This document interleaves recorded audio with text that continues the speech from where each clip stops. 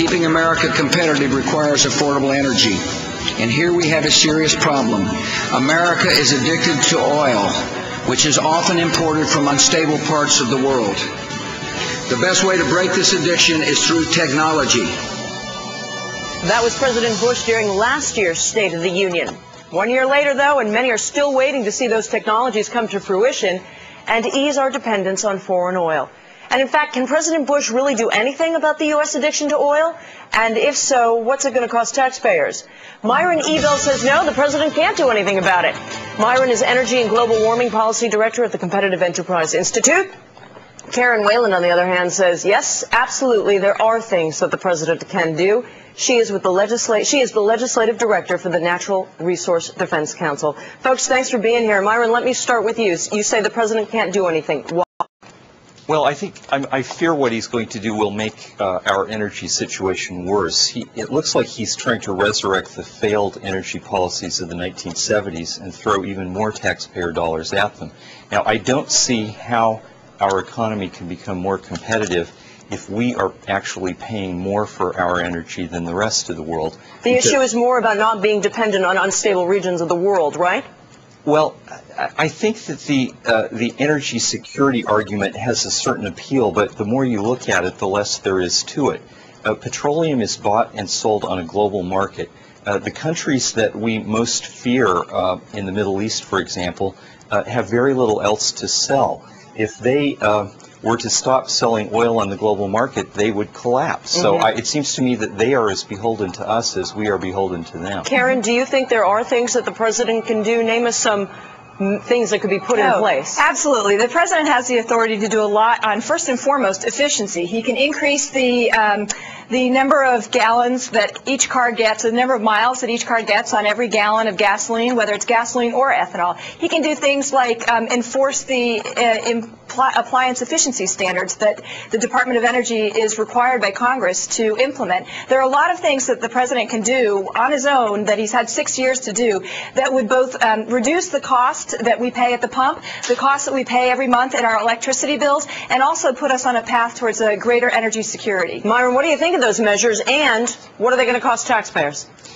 I don't think they'll do very much. You can raise CAFE standards to force automakers to provide automobiles that get better gas mileage, but in the first place, it will take a long time to save very much gas.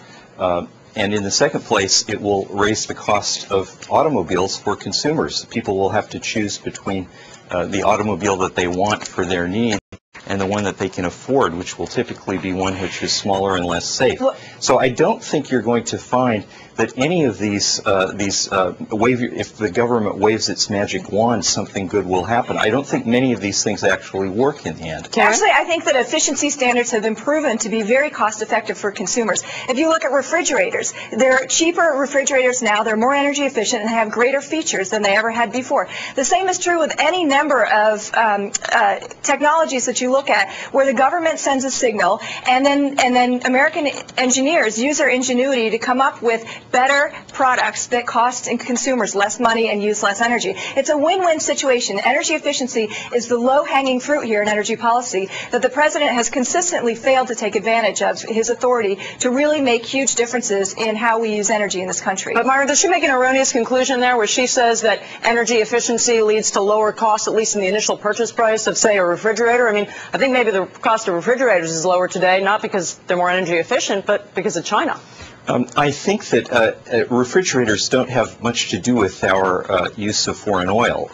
We get our electricity primarily from coal and natural gas. The policy of energy efficiency has been proven to work. I think the same policy that we have used for appliances can also be applied to cars. The truth is that the American public feels very strongly that it's a patriotic thing to do to use less oil, and we need to send a signal that we will go farther on every gallon of gasoline that we use. This is a no-brainer. It's a win-win situation.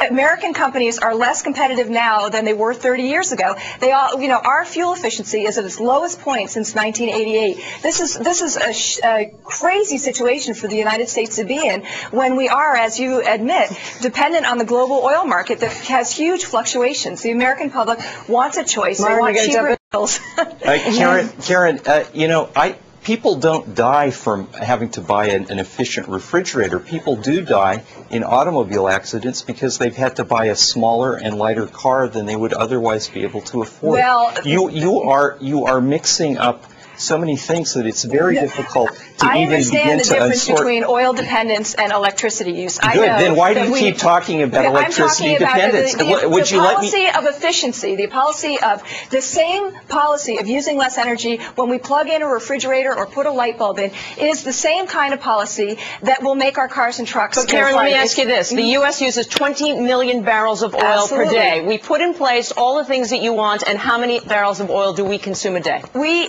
consume about, well, you said 20 million to 25 million. How much does that go down if we put in place everything you say? The National Academy of Science said that if we hadn't have raised the fuel efficiency standards up to where they were in 1988, we'd be using 3 million barrels more a day today. And that's even with the sort of bump that Myron will always talk about, that people, when they use fuel efficient vehicles, they may drive a little bit farther, and that is true.